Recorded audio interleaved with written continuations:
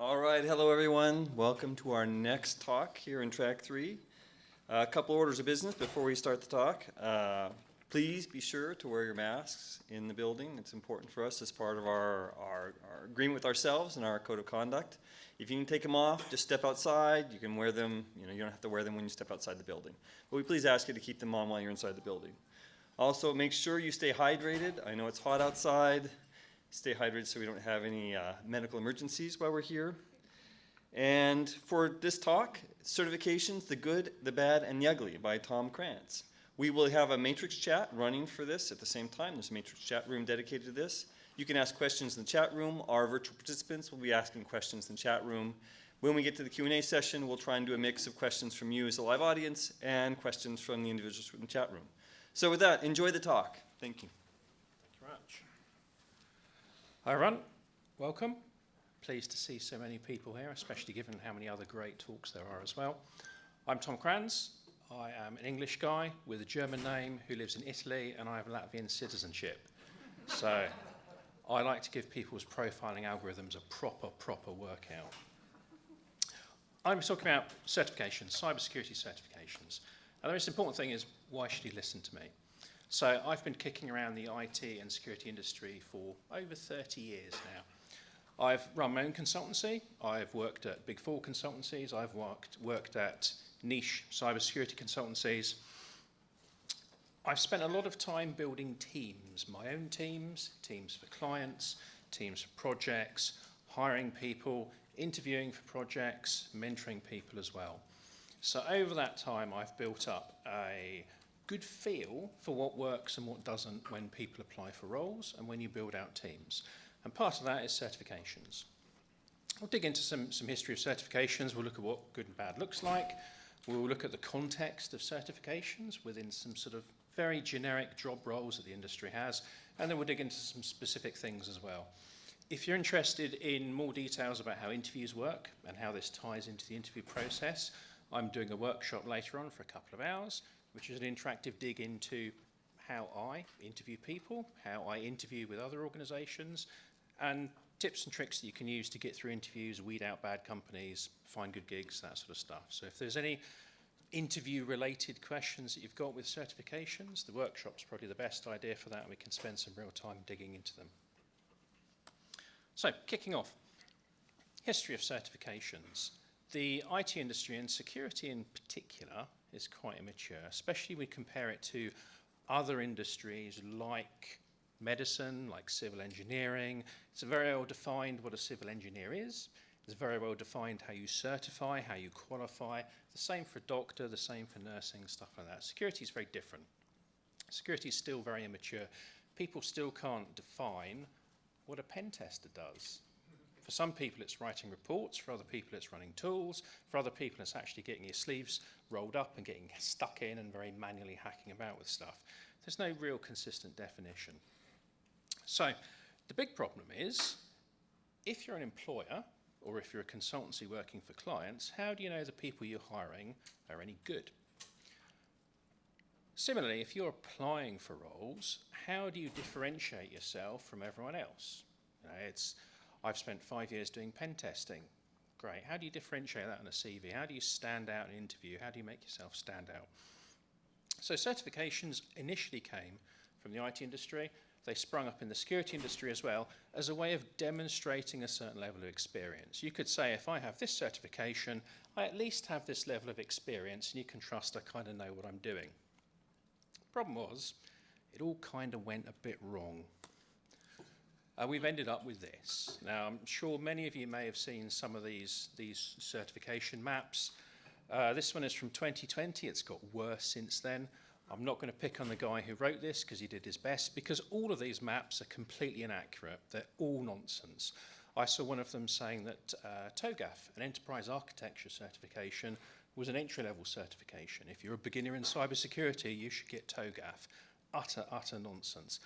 And this is a colossal pain, because if you're trying to get into the industry, if you're trying to progress your career, if you're trying to stand out from everyone else, how do you know on there what's good, what's bad? Where are you going to waste your time, especially given the cost of going on courses, especially given the cost of exams, especially given the fact we've got a finite amount of time and energy, right? I'm too busy and I've got better things to do than consistently sit examinations week after week after week.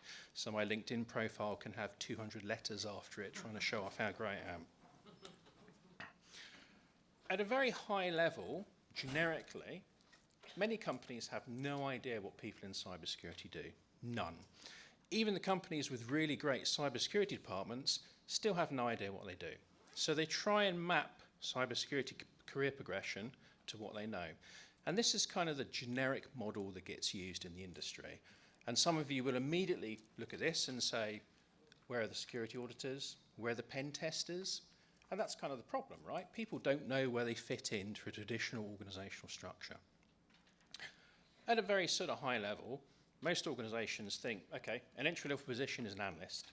They're the people who sit there and they gather information, they gather reports, they gather alerts, they action them, they send it off. An engineer is the person who implements tools. They build stuff. They build the stuff that the analysts use. Further up the tree, you've got the architects. The architects design the stuff that the engineers build that the analysts then use. And then right at the very top, you've got your Chief Information Security Officer, who has zero involvement whatsoever in any of that, and they spend most of their time, and I say this from bitter experience, most of their time arguing about budgets, arguing about strategy, arguing about why people aren't following their security processes, and then getting shouted at because there's a security breach.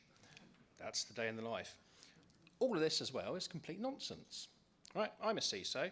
On any given day before lunchtime, I've done the work of an analyst, I've done the work of an engineer, and I've done the work of a therapist as well. And that's just before lunch, right? This does work as a model, though, for roughly sort of gauging what certifications fit in at which levels. Right, if you're an analyst and you're just starting out in the industry, you do not want to be pursuing a certification that's aimed at an architect who should have 5 or 6 years' experience. Despite what some excellent people on LinkedIn may have you say, if you're an engineer, do not try and present yourself as a CISO, because someone's going to come along and say, brilliant, write me a business strategy for security for the next 5 years. Engineering skill set is not going to help you there. So what does a good or a bad certification look like? So again, this is based on me building teams. This is based on me hiring people. This is based on me interviewing lots of people. Bad certifications always pay to play. Any certification that says you have to pay to go on our official course before you can sit the exam, it's not about proving knowledge, it's about generating revenue. And it's not generating revenue for you.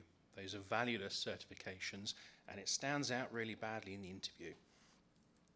Focusing on tools rather than techniques as well. Everyone in this room is here because you're interested in hacking, right? You're interested in security. You can sit down, you can read a manual, you can watch some YouTube videos, you can read a how-to document. Working out how a tool works is very, very straightforward. Paying several thousand euros to go on a course to be taught how to use a tool is a colossal waste of time and money. Lots of certifications focus purely on these are tools that hackers use, these are tools that defenders use. Write me a big fat check and we'll teach you how to click buttons. Again, not really great when it comes to demonstrating a skill set, unless you're a parrot. Any mention of ethical hacking whatsoever, this is a huge, huge bugbear of mine. Whenever anyone talks about ethical hacking, whose ethics? Mine? You don't want those. The government's? Some non-profit? A corporation? Really? You're gonna take Mad Larry from Oracle's ethics? Maybe Zuckerberg's ethics from Facebook? You're going to be an ethical Facebook hacker? It's a nonsense phrase. Any certification, any course that talks about ethical hacking is absolute rubbish, right? There's no such thing. There is merely, what is it you want to do? How are you going to defend? Do you understand how people attack? That's what it gets down to. Ethics doesn't come into it, right? If you're going to go and rip off your employer and pocket a big stack of cash, A, you should be a politician, and B, having a badge that says you're an ethical hacker isn't going to stop you doing that. It's nothing to do with the certification of what you've been taught. Vendor-specific certifications as well. Now, this is the point where I can say you should all be privileged. You're in the presence of a principal certified Lotus professional. If you have a problem with CC Mail, I am your man. Write me a big fat check. I will fix, especially CC Mail on OS 2. Vendor-specific certifications are a waste of time, right? Because technology comes and goes. CC Mail was last used 25 years ago, maybe 20 years ago if you worked at a really bad company. I've got a whole stack of Sun certifications for Solaris Unix. What happened to them? They've been swallowed up by Oracle. I've even got some Silicon Graphics certifications. When was the last time you heard that, right? The other danger with vendor-specific certifications is that they pigeonhole you. I have a whole stack of Sun Solaris certifications because at the time that's what I was doing and that paid my bills. If I carried on doing that, A, I'd be unemployed because they've been swallowed by Oracle, but also I'd be pigeonholed as the Solaris guy. In the current market at the moment, that's not really a great place to be. Trying to make the transition from being a Solaris guy who deals with big data centers into AWS Cloud or Azure is difficult. If you focus too much on vendor-specific qualifications and certifications, you get railroaded down into the path where essentially people say, you're going to be the AWS guy. Now, that doesn't completely invalidate them, right? If you're doing a lot of work in AWS or Azure or Google Cloud, it's probably worthwhile to have one or two certifications there to demonstrate the fact you know what you're talking about. You can see this on LinkedIn where there are people with a gazillion certifications and they're quite happy to showcase them on their LinkedIn profile and say, look at me, I've had 200 certifications for Microsoft Azure. It's like, brilliant. And you change jobs and someone's using Google Cloud. Where does that leave you? The final sort of red flag for bad certifications is claims about post-certification salary increases. This is something I particularly hate because you get loads of people saying, oh, I'll take out a loan and I'll spend 7,000 euros on this course and afterwards I'll increase my earnings by 20 or 30,000 euros a year. Doesn't happen. Certifications are there, they should be there, to showcase your experience. If you don't have the experience and you go for the certification, you're not going to see a jump in salary. You may get hired by a company, but that company will treat you as essentially a cog in the machine and say, right, you slot in here and you do this job and you're pigeonholed and that's it. The thing that gets you salary increases is by being able to demonstrate in an interview or to an employer, I have all this experience, I have all this knowledge, I've done all this cool stuff, and by the way, I've got a certification as well. Employers pay you for your experience. There is a big lie about a certification will give you X amount of salary or Y amount of salary. It's particularly bad at the moment, especially if you spend time in the UK, where you see the UK government with loads of these great adverts. So-and-so was a ballerina, and we've cut funding to the arts, so now everyone is unemployed. So they're going to retrain as cyber, and they're going to earn 50 grand a year. No, they're going to be unemployed. You haven't helped them at all. So what makes a certification good? Good certification is one that functions as a capstone to your experience. You can use it to be able to demonstrate, I have X years of doing this, and I passed the certification as additional proof of that. It's a way of essentially demonstrating that you know what you're talking about and you took the certification exam. Ideally, that exam should have a practical component. It's really, really easy to sit down, chew through 40 multiple choice questions and come out with a bit of paper at the end that says you're certified. I've done it myself. I know on my hand I have at least 2 certifications where I showed up, I spent 15 minutes clicking multiple choice questions and came out with 2 passes.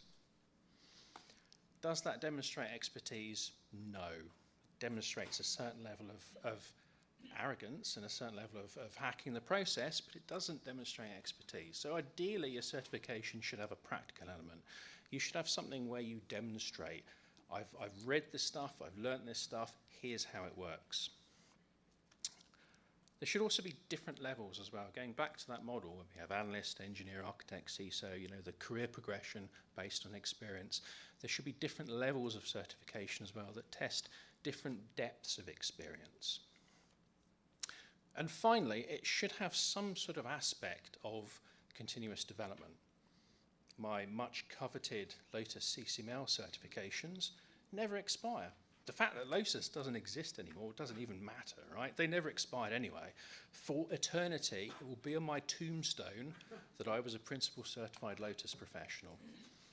Those certifications are not good ones, right? Technology moves on a weekly, on a monthly basis, especially in security where attacks are constantly evolving. A certification that sits there and says, here's your paper, it's valid forever, you don't need to do a retest, you don't need to demonstrate continuous learning. Again, that's not a good way of demonstrating knowledge. It's a good way of demonstrating you know how to pass a test. One thing I haven't mentioned on here is ugly certifications. And we'll be covering those right at the end. But when I talk about ugly certifications, I'm talking about ones that have issues with them. They're not well known. They're poorly thought out. They have problems when you go and pass them. There's some value there, but it's kind of hidden. It's a bit difficult. One certification I'll talk about at the end is mired in scandal, and that's kind of devalued the value of it a bit. So, cracking on with the good. So, starting at the entry level, the analyst level, CompTIA certifications, Network Plus, Security Plus. If you are joining the industry, if you don't have much experience, these are really great certifications to have because they test a breadth of knowledge. Now, yes, they're multiple choice questions.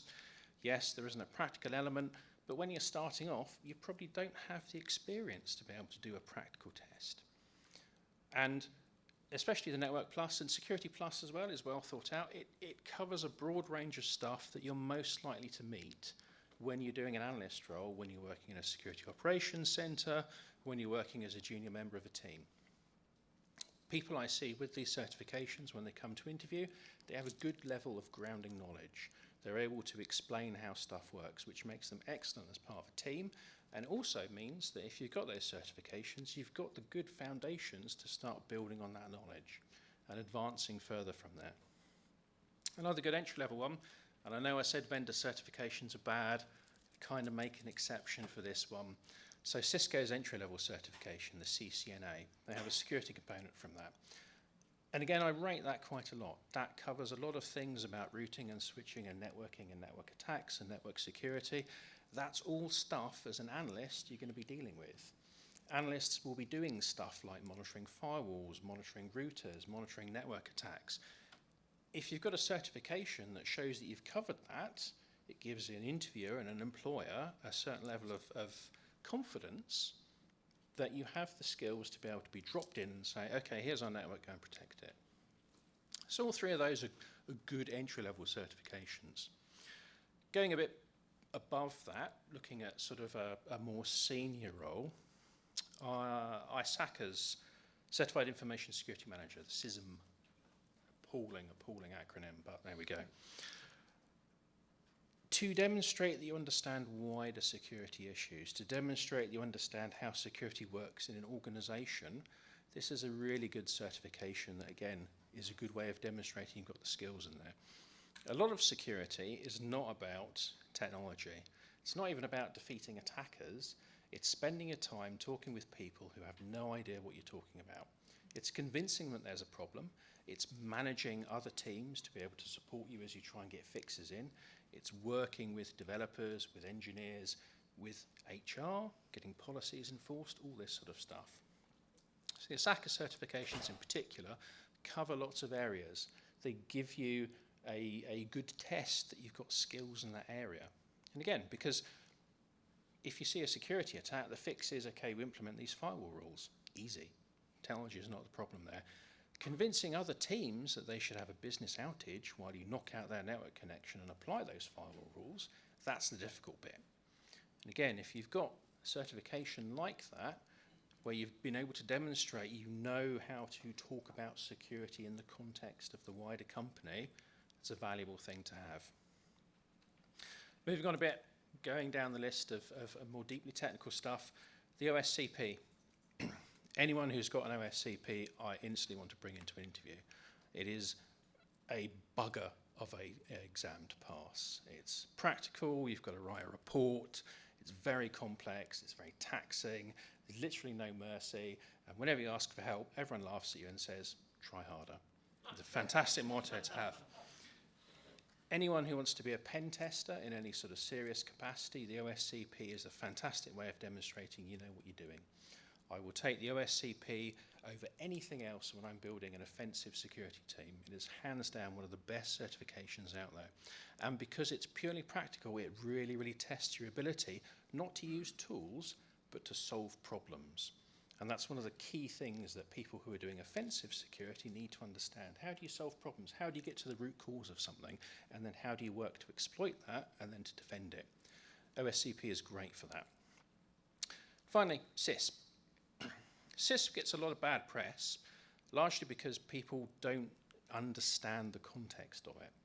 Now, I know 2 recruitment agencies in the UK who explicitly tell every single candidate to put on their CV that they're studying for the CISP. You're going for an analyst role, you've got a year's experience, put down you're studying for the CISP, right? It's that sort of nonsense that devalues the context of that certification. You've got to have 5 years experience. You've got to have 5 years experience that someone else has validated on your CV. And that for me makes it a really, really good certification for an architect to have, for a senior person, a senior engineer, because if you get to the point in your career where you've got 5, 6, 7 years experience of doing security in the real world, why would you not take the exam? It's a great way of demonstrating a skill set. If you've got that level of experience, it's relatively easy to pass. People bang on about the CISP being a difficult exam, and in some ways it is, especially if you don't know your subject matter. If you do have the experience, it's a great way of demonstrating it. To the point where if I'm interviewing for senior architect roles, these are roles where the salary is 6 figures plus. These are people who should have 10, 12 years experience, and I'm dropping them into banks, financial services, critical national infrastructure companies. Those people I expect to have a CISP because they should have the breadth and depth of knowledge to be able to pass that very easily, to be able to walk the exam. It's almost to the point where if you have enough experience and you don't have a CISP, that starts to raise red flags in the interviewers because they're saying, why would you not do it? It's a no-brainer at this point.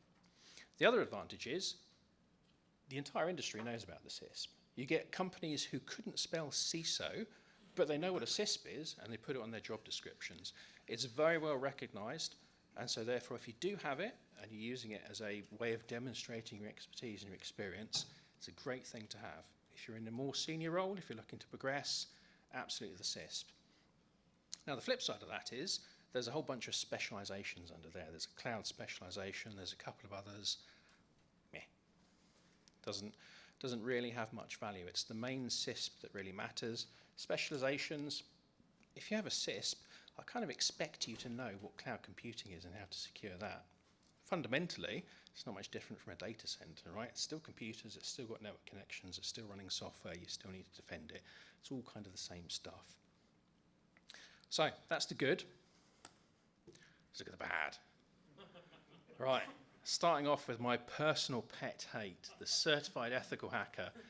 This triggers all of my prejudices, right? It mentions ethical hacking. You've got to pay to go on their courses. It teaches you how to use tools. And the worst thing, the biggest crime of all, is that the EC Council have a huge marketing budget and they've brainwashed people into thinking the CEH is a must-have to land a job. It absolutely is not, right? If you're thinking about taking it, save your money, do something else. If you've got the CEH, be proud. You passed an exam. That's a difficult thing to do. Don't give them any more money. Focus on something else. In fact, while we're slagging off the EC Council, literally everything from them is bad. Now, there's a couple of reasons for this. It's not just blind hatred on my part. Now, firstly, the EC Council and their employees have a history of stealing people's content from books, from blogs, from courses, putting it in their paid-for courses, and they're not compensated or acknowledging it. Now, I know at least 3 people who have very publicly tried to sue the EC Council over this. They've tried to have their published content removed. They haven't even got an apology. Right? The EC Council have a long, long history of essentially stealing people's content, charging for it, and then making it as difficult as possible to get you either compensated or have your content removed. Now that for me is enough to blacklist any certification from them. But again, they keep on banging on about you're being an ethical hacker and all of their stuff, even through to their CISO qualification, How do you qualify someone who's at a business level, right? You don't take a bunch of tests and exams that say, oh, show on this form what a good budget projection looks like, right? It just doesn't work at all. The other thing as well is that it's always pay for play, all of their certifications. It's very difficult to get knowledge about it. The CH has been around for ages. You'll see a lot of course dumps on the Pirate Bay for the CH because people have ripped off the courses and they've shared it around. Some of their other courses are going that way as well because they charge an absolute fortune to sit in a classroom and be taught how to use tools. As you get to the more senior certifications, you get taught to use more expensive tools and to use tools in more complicated ways. Personally, I can watch a YouTube video for that. I don't need to fork out a few thousand euros. Vendor certifications are another one. Any vendor certification, with the context of, as I mentioned earlier, if you're doing some work with a particular cloud provider, yeah, okay, if your employer's paying for it, if it's easy to take the exam, do it as a way of demonstrating your expertise in that cloud provider. I would always argue that rather than having a dedicated vendor certification, like I'm going to pick on Juniper firewall certification, great, you know how to use Juniper firewalls. You apply for a job where they use Cisco firewalls. Suddenly your Juniper firewall certification is not only useless, it acts against you because people won't shortlist you because they say, well, he's a specialist in Juniper firewalls. He doesn't know about Cisco stuff. It's a different operating system. We won't bring him through to interview. So rather than look at vendor certifications, look at what area that they're working in. Again, if you're looking about routing, switching, firewalls, Cisco CCNA is probably a better one. It's a broader reach. It doesn't teach you how to use Cisco gear. It teaches you how to secure the network. Cloud computing. There's Cloud Security Alliance. They do some certifications. That's a good way of saying you understand cloud computing. Even better is some sort of architecture certification that says you know how to build scalable systems. Because then that doesn't just cover every single cloud provider, it covers traditional data centers, it covers hybrid cloud, it covers distributed global organizations, all sorts of stuff. So have a think before you go down the vendor certification route. Take a step back and think, actually, do I want to be certified in a product or do I want to be certified in a type of technology? And what's more valuable for me as I look at my career? Anything pay to play? There's absolutely no reason, right? If you're taking an exam to pass a certification, you should be able to rock up and say, I've got X years experience in this, I'm going to sit the exam, ace it, and walk away with a bit of paper that shows it.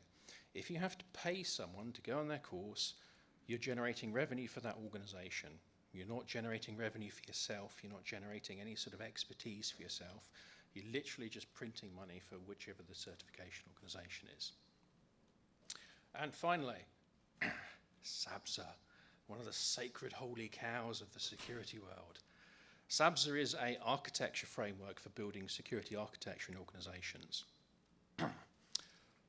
Two problems with that.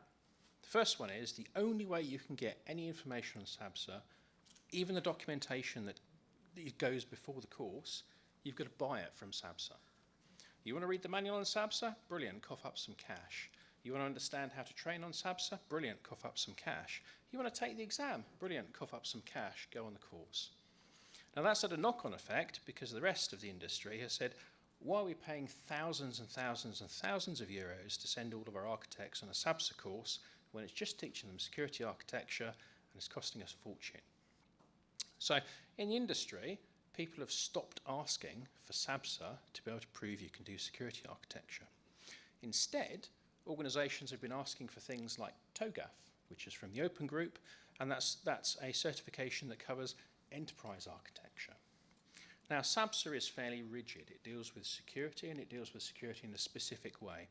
Every single organization I've worked with who have tried to implement SABSA have failed. It's a very brittle, non-flexible framework. TOGAF, on the other hand, you can pick and choose. You can look at bits of it and say, this makes sense. I'm going to build out a library of blessed software and blessed components so that whenever people come to build something, they can just go to the TOGAF library and say, this is stuff we've tested, we know it works, we know it's supported, we'll use this stuff. It's a really great way of doing stuff. A review of your documentation, the way TOGAF does it, continuous improvement, a very good way of doing it. It's very flexible. organizations I've seen who've used Toga to do enterprise security architecture have done very well with it because they can pick and choose components. They can go through and say, this is relevant for us today, this is not relevant for us, but it might be next year or in 2 years' time or something like that. So SABSA stands out as a bad architecture certification. There are better options out there. And additionally, costs a fortune, and if you go to your employer and say, I would like you to pay for me to be SABSA certified, the employer's going to laugh at you. I've not found any employer now who's willing to pony up the cash for SABSA certification, partly because it's hugely expensive, and partly because what does the employer get from the end of it? If you know how to build architecture, why do they have to pay thousands to send you on a course to learn how to design architecture? Right, final section, the ugly stuff. So, SANS. SANS are a great organization, right? I really rate their training courses. I really rate their certifications. The GIAC is equivalent to CISP, right? It's a great certification. The problem is, all of the SANS certifications sound like my cat throwing up a hairball, right? It's unfortunate, but it's true. GIAC, GISP, HIC. You try go to your boss and say, I want to spend a few £1,000s on a training course for the GIAC. It's not going to end well. The other problem is, SANS have focused a lot on the content of their courses. They focused a lot on making sure that if you get a SANS certification, it has value. It's a good way of demonstrating skills. Problem is, they haven't spent that much on marketing or convincing anyone else. So the number of job postings I see that ask for a SANS certification or even recognize that there are some SANS certifications that are equivalent to CISP, I've seen 2 in the last year out of several thousand job postings that I've had to trawl through. It's not widely recognized. Why is that jumping forwards? That causes a problem because, again, if you invest time and money in a certification that showcases your skills and expertise, if you have to explain to someone what that certification is and why it's valuable, you kind of got an uphill struggle there. You know, think about the people who are going to be interviewing you. Think of the people that you're going to be working with in organizations. If they don't know the value of the certification, how are they going to know that you're any better than someone else who doesn't have the certification? How are they going to be able to judge your skill set? So SANS have kind of let themselves down a bit from that. Now, if you get the chance to go on a course, if you get the chance to take a SANS certification, grab it with both hands. It's great, right? They're great courses, they're great certifications, but they have problems with visibility and with pronunciation as well. One that's come up newly is Concordia. Concordia are a consortium. They've had funding from the EU. And essentially, EU has basically said, we've got loads of really shady consultants, people like Tom, who talk nonsense at us and steal our wallets. We need to know that a cybersecurity consultant has a certain level of expertise. So the Concordia Consortium is from cybersecurity firms, it's from legal firms, it's from universities, and they've pooled their resources. They went out to the industry in general and said, what are good skills for a consultant to have? Now, I was part of that. I took part in the initial stuff. They've built up a definition that says, okay, a cybersecurity consultant should have these skills. Let's build a course to teach those skills, and let's build an exam to test those skills. The C3 certification has a Coursera component. We go online, we do some distance learning on Coursera. It has an interactive lecture component where you sit down with some experts and they go into a deep dive into certain areas. It has a theoretical exam where you have some questions and answers, fairly standard stuff, and there's a practical exam where you have a number of different cyber ranges and you have to be able to accomplish tasks. As a certification, it's really, really good. If you don't have all of the skills, the courses that you take will teach you those skills, and they cover a good breadth of stuff. It's not just how do you do defense, it's how do you do attack, how do you deal with organizational issues, how do you work out budget issues, how do you work out if it's worthwhile buying this tool versus that tool, you know, how do you calculate return on investment. This is all stuff businesses want. This is all good solid stuff. The other really good thing about it is that it's free. It costs you nothing. Now, it's on the ugly list because they're still getting going. I believe at the moment they're on the third tranche of people coming through. They only run 3 or 4 of these courses a year. So even if you sign up to the Coursera course, you have to complete it in a set time limit. If you don't, it's yanked from Coursera and it's dormant until it comes up again. And they have a limited intake as well because they're not dedicated to doing this certification. The other downside, apart from limited numbers and limited availability, is that, again, no one really knows about it. Now, within the cybersecurity organisation in the EU, ENISA, they know about it. They're trying to promote it. If you're in the EU, you're going to see this becoming more and more visible. You're going to see it being asked for more and more. Outside of that, though, no one's ever heard of it. No one knows what it is, what it does, which is a shame because it's genuinely one of the really great certifications that helps you gain some knowledge, helps you demonstrate the knowledge, and then gives you a meaningful certification at the end of it. Keep an eye out on it. There should be another tranche of training courses available towards the end of this year, I think October time. Like I say, it's free. Jump at that chance. Free, high-quality training. Don't often get an option of that. Degrees. Degrees as a certification. I'd be remiss, given that we're in St John's University, not to mention degrees. Degrees are a form of certification. The fact that they take several years, as opposed to a couple of weeks, doesn't really matter. You study some stuff, you pass an exam to show you got the knowledge, you've got to pay for it. I've personal experience with degrees from Imperial College and Royal Holloway in London. Absolutely top-notch degrees. They don't just teach about cybersecurity, they teach about things like social engineering, they teach things like psychology, so you can understand how attackers work, they teach budgets, they cover the entire spectrum of stuff. In the UK and the US, the spy agencies, GCHQ and NSA, have both jumped at this and said, actually, we're going to get involved. And the spy agencies now validate degree courses to make sure that they teach a nice breadth of knowledge so that it's relevant. Additionally, if you fancy being a spy, GCHQ and NSA keep an eye on the people who graduate from these, and it's quite likely you get a job offer from them. You want to go and work for the spies? Great way of doing it. Luckily, I've checked, St John's University do an NSA accredited cybersecurity degree. Excellent. Now, it's on the ugly list because there's lots of degrees out there that claim to be cybersecurity degrees and are essentially a 3-year CH course. It's 3 years of, here's a tool. Let's spend an entire semester learning how Burp Suite works. Next semester, let's look at Metasploit. Right? Again, this is stuff you can teach yourself. It's stuff you can learn over the weekend. You can watch YouTube videos. You don't need to be forking out tens of thousands of dollars a year to be taught how to use tools. So look at degrees with a grain of salt. Some of them, like I say, that are accredited, that have been validated. Some of them which have a very good reputation in industry, absolutely worthwhile. The rest of them, colossal waste of money. And given the cost of degrees, it's not worth going down a poor degree course.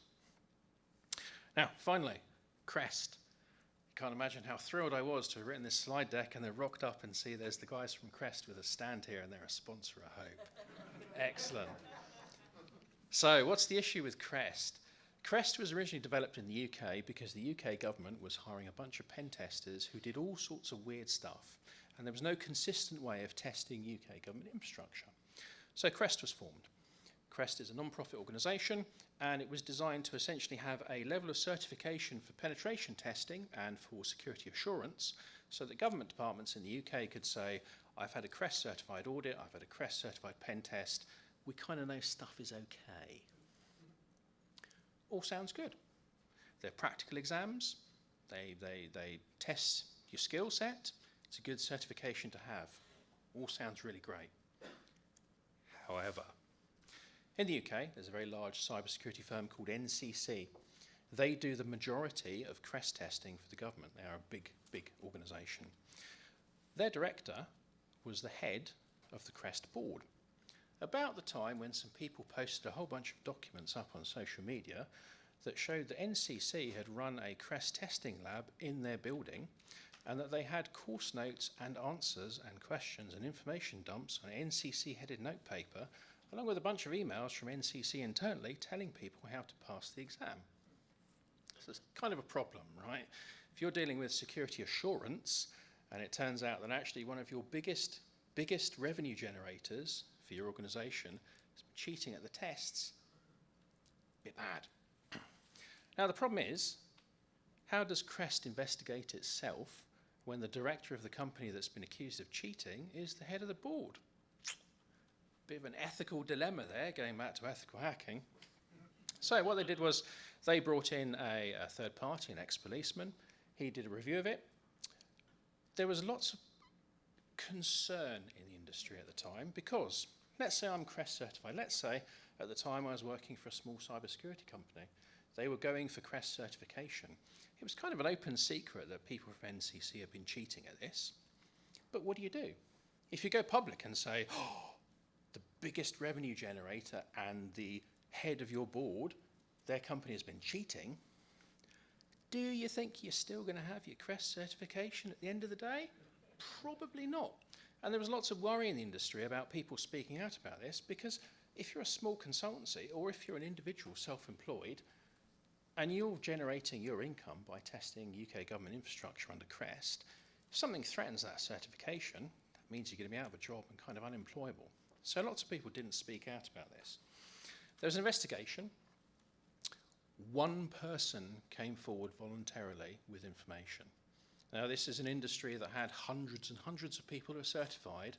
People had openly been talking about this on social media. One person came forward. The result of the investigation was basically something that we've all heard recently in the newspapers and in the news. There's a few bad apples. NCC did not get bollocked in any way at all. The director was allowed to continue as the head of the board. And in fact, the CREST investigation said that despite the fact that it was using an NCC email system, despite the fact that it was in NCC premises, NCC were only vicariously responsible. They couldn't have known what was going on. Now, this was a few years ago. They've redone their testing process. They've redone their certification. They've rewritten their T's and C's and their privacy notices. If it wasn't that bad, why do you need to do all of that? And if it was that bad, why did no one get punished? So the problem now is that if you've got a CREST certification, there's this sort of aura of unpleasantness about it. Now, I know a bunch of people who have decided to not renew their CREST certification. I know a bunch of organisations who've decided they're going to ditch it and they're going to go for the OSCP instead. And this is kind of a problem. So the certification itself is good. It has a bit of a bad reputation, certainly in the UK. Now, CREST are expanding globally. That's why the guys are here today. They're expanding to the US and beyond. Go and talk to them, talk about the certification, because it's a good one. But bear in mind that if you're in the UK, definitely, there's kind of some problems with it. Now, running out of time very quickly, warning about the future. What does certification look like when it goes bad? In the UK, we have the Ministry of Fun, and you can imagine why they're called that. They decided to come up with something called the UK Cybersecurity Council. We have in the UK 2 institutes under Royal Charter that are able to do essentially chartered engineer status for security people. There's already an organisation that does this. The UK CSC is headed by a guy who is a career NGO person. He's never worked in cybersecurity. There's one person on their board who's got any cybersecurity experience. The rest are academics and career advisors for the government. They immediately launched a consultation that said, we want to see if people agree with us that there should be mandatory certification for every cybersecurity professional in the UK, and there should be a mandatory register for every cybersecurity professional in the UK. Now, we spoke earlier on about the different job tiers and how it's a really crap model. This falls foul of that immediately. Am I a CISO? Am I an architect? Well, if I've got to put my name on a mandatory register, and if I've had a mandatory certification that says I'm either a CISO or an architect, you've crippled my career chances. How am I going to change? How am I going to move? How am I going to sell my services? It's essentially a poorly thought out plan by people who don't do the job, and all it was about was gatekeeping and control. The agenda from there was we want a bunch of people who know how to use tools and who could be pigeonholed into an organisation and told what to do, which is the complete opposite of what cybersecurity people and hackers should be doing, which is root cause analysis, problem solving. How does this stuff work? How do I break it? How do I make it better? How do I fix it? As with all politicians and career civil servants, just because this consultation was defeated doesn't mean it's gone away. It's going to come back again and again and again. And this is the dodgy bit of certification, and this is something that we all need to look out for. Certification, again, is about proving you have the skills.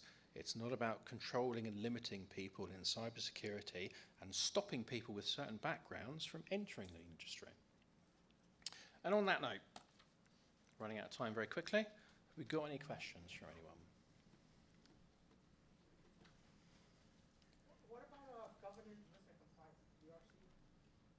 Sorry, I couldn't hear that. What about governance, risk and compliance on that level, the GRC? Yes, I've completely missed GRC. That could almost be its entire own section, to be honest, because in the way that offensive and defensive security is kind of like its own industry, I'd say that GRC is its own industry as well. You've got auditors, you've got people making policy, you've got people enforcing policy. It's a very complex mix. But I would say, again, the organizations that provide good certifications, they will provide good certifications in the GRC space as well.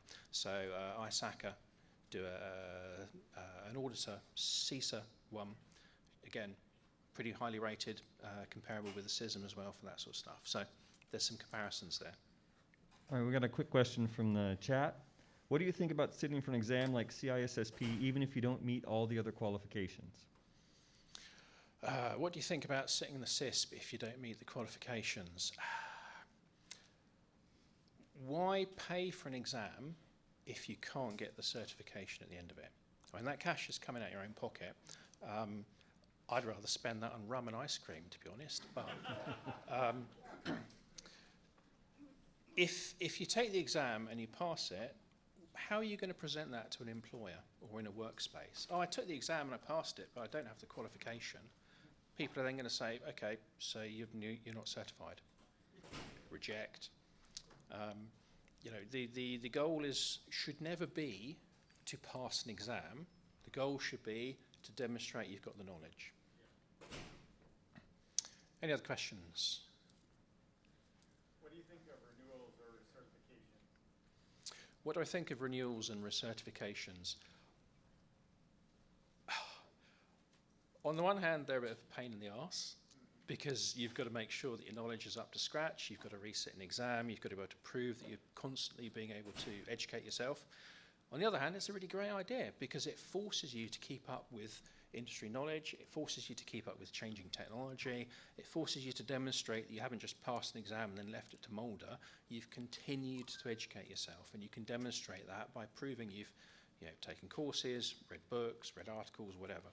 So, annoying because I have to do it, but at the same time good because it forces you to continually keep yourself at the cutting edge and continually keep yourself abreast of changes in education and things.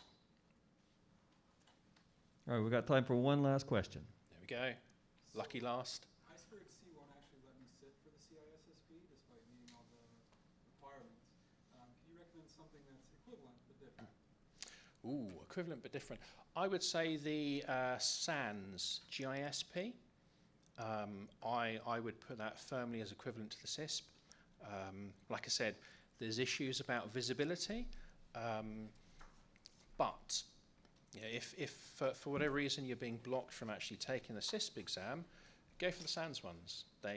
People who do know them have a good reputation, and if people don't know them, it's an opportunity for you in an interview or when talking to people to say, look, there were some issues with ISC, I couldn't take the CISP, so I took the SANS one instead. Here's the equivalence of it. I'd go down that route. Right, we've run out of time. All right, thank you, Tom, for the excellent talk. Thank you very much. And any materials from the talk that Tom wants to post, we posted in the chat, the Discord chat channel for this talk, so you'll be able to access them. Come back at 3 o'clock for the talk. H-CAPTCHA, profit over people.